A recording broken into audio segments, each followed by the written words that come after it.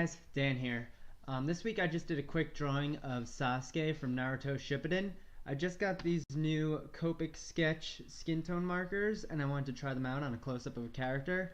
Up until now I've been using the skin tones I got in this Prismacolor manga marker set, and they give you a light skin tone and a bit of a darker skin tone, so that's been pretty good up until now. That's a good starter set, I think.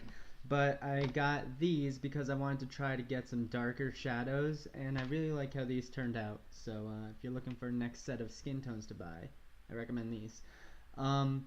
Sadly on this video, I forgot to hit record when I did the background.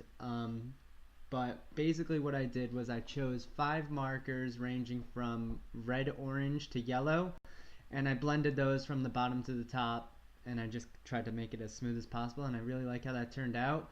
So hopefully I'll do that in another video soon, and this time maybe I won't forget to hit record. So yeah, hope you enjoy the video, and I'll see you next time.